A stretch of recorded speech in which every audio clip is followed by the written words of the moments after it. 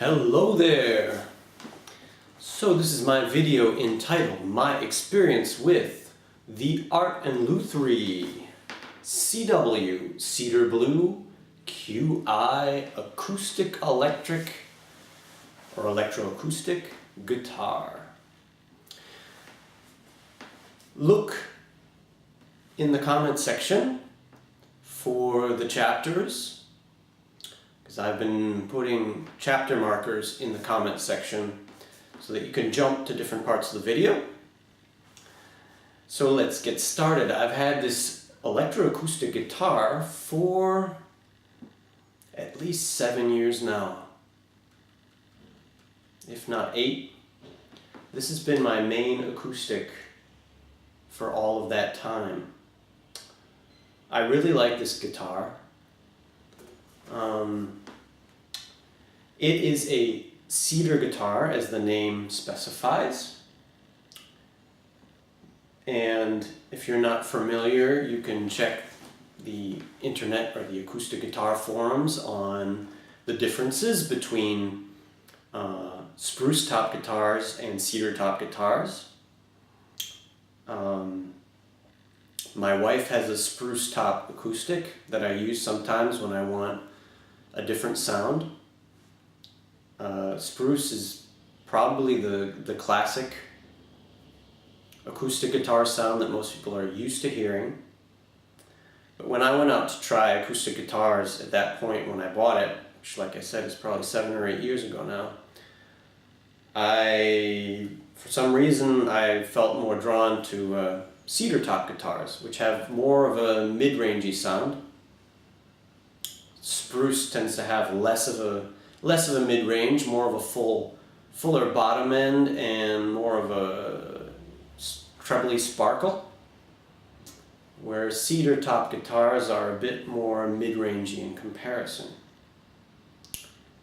Now, part of the reason that I really loved this guitar right from the beginning, it was not only the sound, but the way that it felt in my hands, the way the neck plays, the size of the neck.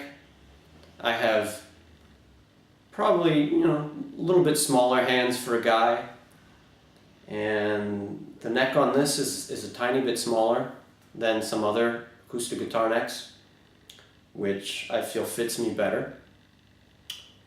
And right from the beginning, the setup on this guitar was perfect. I really like the color as well. They come in different colors. Apparently it doesn't come in blue anymore. I looked at their website recently because I've been thinking, well, this guitar is getting older. Should I buy a second one? I haven't done so yet, but I took a look and apparently they don't do the blue anymore, which is a shame.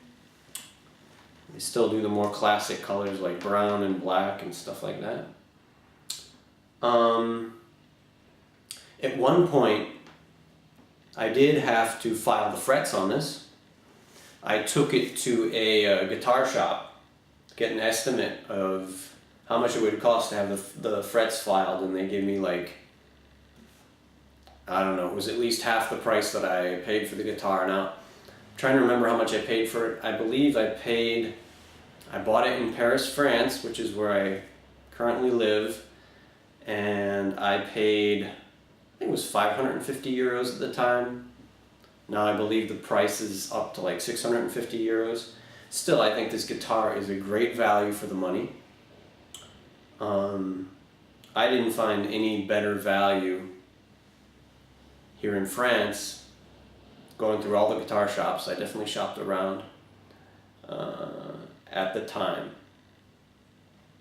And at the time I was hearing that also Seagull guitars are a great value. These are made, by the way, I didn't say it, but it's by the Godin guitar umbrella, basically. Art and Lutherie is one of the Godin associated brands, as well as Seagull, and they're all made in Canada, which is a plus, because almost all of the other guitars in this price range are made in probably China, I don't know. I haven't looked into all the details, but somewhere in Asia, I'm sure at least. One thing I have done to upgrade the guitar, which really helped, which you might want to look into, is the pegs here down at the bridge. I put in some, what's the name of the brand again? It's like fake ivory. I think it's called True Bone or something like that. Anyway, if you look up the, it's like fake bone. Anyway, that's a good way to increase the sustain and resonance of your guitar by upgrading the pieces here. Stock, the guitar already comes with a good quality bone saddle, I believe they call this, part of the bridge. And here the nut at the neck is also, it's not plastic. It's again, I believe, this sort of imitation bone material, which is better. It does have, it is an electro-acoustic guitar, and so it does have a pickup. This one has a Godin Q1T in it, which has, and I'll show you, it has treble, bass, and volume control, and it has a tuner built in. Unfortunately, these tuners are only 440 Hertz, of course, because I, for the last couple of years, have been tuning to 432 Hertz, so I don't get any use out of the tuner anymore. And of course, the where you plug in the electroacoustic portion is in the butt of the guitar, and there's of course the 9-volt battery here. One thing I'll mention, if you're not aware of it, for electric acoustic guitars is that you do have to be careful, because it's easy to get rattling. At one point I had some rattling, and I had to play with how the battery was inserted. Sometimes you can get a little bit of rattling or resonance in the battery area, or in the pickup area, or in the cabling, because of course between the pickup and the input and the battery part, you have to have cables that go between the two. So at one point I had rattling in the cables, and so I had to, I think I super glued it. It's not easy to get in there, but I haven't had any trouble since. So whatever electroacoustic guitar you're looking at, you may have that trouble.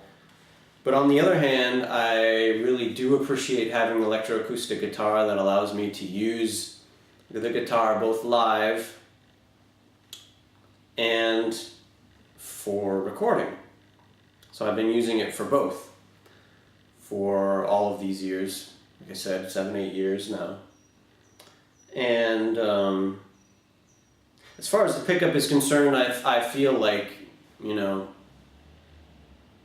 it's fine. It's a good quality pickup. I have no problems with it. I'm not a huge fan of hearing pickups. So when I record here at home, I always just record it acoustically.